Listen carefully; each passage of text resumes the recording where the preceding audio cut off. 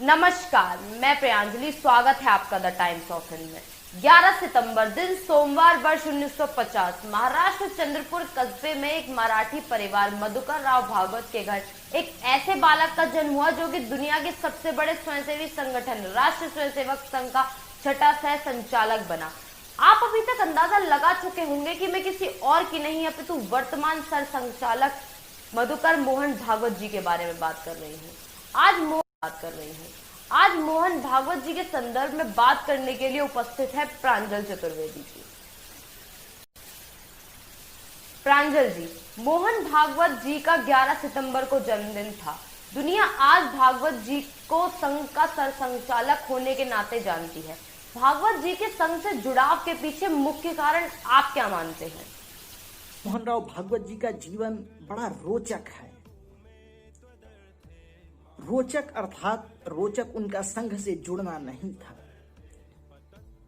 यह तो पूर्व निर्धारित था। मोहन राव भागवत जी के दादाजी पूज्य नारायण भागवत जी डॉक्टर केशव बलराम हेडगेवार के सहपाठी हुआ करते थे। वह उनके पिता मधुकर राव भागवत जी गुजरात प्रांत के संघ के प्रांत प्रचारक बने। वह उसके बाद वर्ष 1975 जब मोहन भागवत जी संघ के पूर्णकालिक कार्यकर्ता अर्थात प्रचारक निकल गए। मोहन भागवत जी संघ के पूर्णकालिक प्रचारक 1975 में निकले।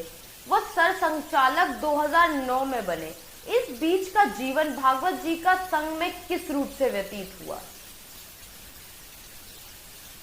प्रचारक निकलने के बाद मोहन भागवत जी को निरंतर प्रमुख दायित्व दिए जाते रहे। वर्ष 1980 में मोहन भागवत जी बिहार के प्रभारी बने। 1990 में अखिल भारतीय शारीरिक प्रमुख काफी महत्वपूर्ण पद होता है, all India physical training chief. वर्ष 1999 में अखिल भारतीय प्रचारक प्रमुख। 2000 में सरकार्यवाह यानी कि जनरल सेक्रेटरी। वह 2009 का वर्ष काफी महत्वपूर्ण था। 2009 में केंद्र के आम चुनाव होने थे। वह दुनिया के सबसे बड़े स्वयंसेवी संगठन को अपना नया सर संचालक मिलना था। के.एस. सुदर्शन जी के बाद मोहन राव भागवत जी बने। यह अकल्पनीय नहीं था, सामान्य घटना थी। लोगों का अनुमान था क्योंकि संघ में एक परंपरा रही है कि सर संचालक अगला सरकार्यवाह बनता है।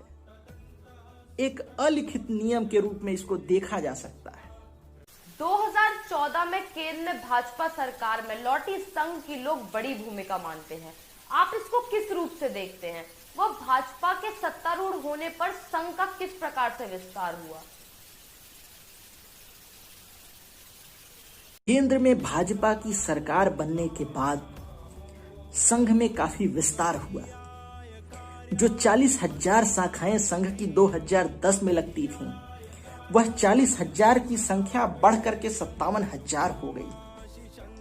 ऑनलाइन मेंबरशिप संघ की 2012 में जो 1,000 प्रति माह की थी, वो 2013 में 2,500 प्रति माह की हुई। वह 2014 में 3,500 प्रति माह की हो गई। संघ 2 बार वास्तव में विशेष रूप से सक्रिय हुआ है। मेरी अपनी समझ और संघ के अध्ययन के अनुसार रामभूमि आंदोलन के समय संघ सक्रिय हुआ। वह रामभूमि आंदोलन के बाद संघ के कार्यकर्ता सक्रिय हुए। संघ के कार्यकर्ता घरों से निकल करके वोटरों को वोट देने के लिए प्रोत्साहित करते दिखे, तो वो 2014 का वर्ष था। 2014 के चुनाव के बाद केंद्र की कैबिनेट में संघ के कार्यकर्ताओं का, संघ के स्वयंसेवकों का एक बड़ा योगदान देखने के लिए मिला।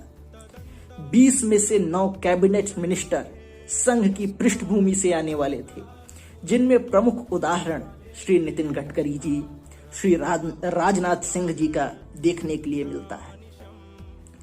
वर्तमान में मोहन भागवत जी के नेतृत्व में संघ के 36 अनुसांगिक संगठन काम करते हैं, जैसे भारतीय मजदूर संघ, अखिल भारतीय विद्यार्थी परिषद, विश्व हिंदू परिषद, बजरंग दल व कई अन्य। वनवासी कल्याण आश्रम भी इनमें से एक प्रमुख है, जो कि वनवासी छात्रों की शिक्षा पे काफी ध्यान देता है। भारतीय मजदूर संघ के वर्तमान में 62,15,800 सदस्य हैं। वह अखिल भारतीय विद्यार्थी परिषद अभी रिसेंट में ही अपनी 33 लाख की सदस्यता पार कर चुका है।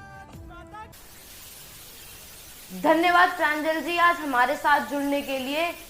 आज के लिए बस इतना ही। देश दुनिया की तमाम खबरों के लिए बने रहिए द टाइम्स ऑफ इंडिया के साथ।